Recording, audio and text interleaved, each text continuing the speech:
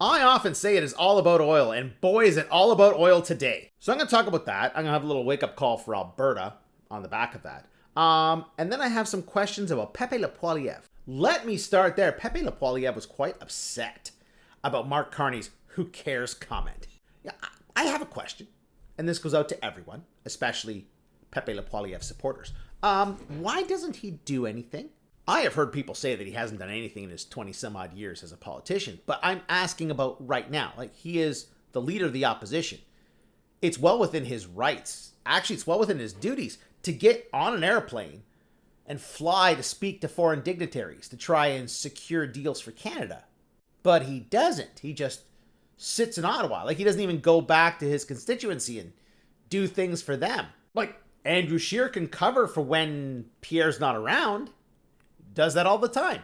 And yet, in all of his time as leader of the opposition, I have never once seen a story about Pierre Poilievre flying to China or India or Europe or anywhere to talk to anybody about anything.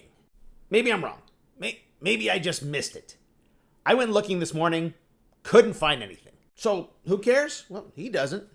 All right, before I get on to the oil thing, because there's a lot happening with oil, I want to talk about Alberta. The province with Canada's highest credit delinquency rate might surprise you. Yeah, it's Alberta.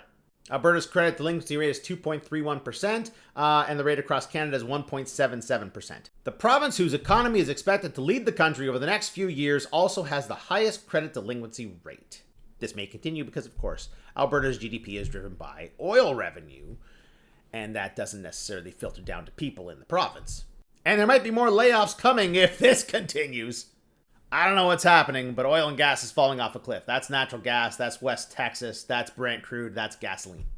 Gas is currently at its lowest point in a year.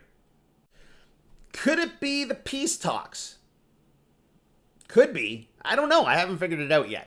Like, I found this really suspicious this morning. Russian tanker reaches Venezuela after evading U.S. warship. Really?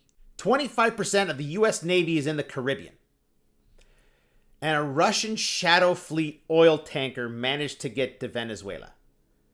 And it's not like they didn't know it was there. It's a known Russian Shadow Fleet oil tanker. Just for clarification there, that means it's a known illegal tanker. Why didn't they stop that? 25% of the U.S. Navy is in the Caribbean. They're blowing up fishing boats left, right, and center. They couldn't stop this one known Russian illegal tanker from getting to Venezuela? Really? You know, Russia has a problem at the moment. Russia's oil and gas revenue may fall in November by 35%, according to Reuters. Yeah, these sanctions and so on and so forth, they've been forced to drop the price of their products globally, so that people will buy them because it's illegal to buy them. And it's illegal to ship them, but apparently no one cares.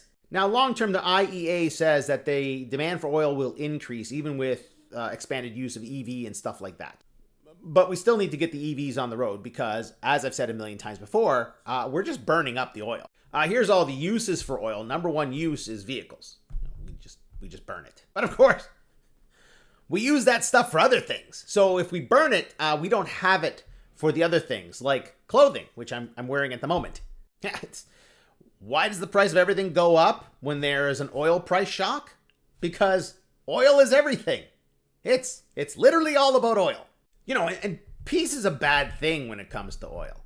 It makes prices fall. But war is a good thing, which is why Russia is sending drones into parts of Europe now, which is why, that country that I can't mention on TikTok is going into other countries around it. So, like, from a geopolitical sense, this is a good thing. We'll see the details as they come up. Will it directly benefit the people of Alberta? We'll see, maybe. But hey, at least somebody is doing something. They're not just sitting around collecting a paycheck.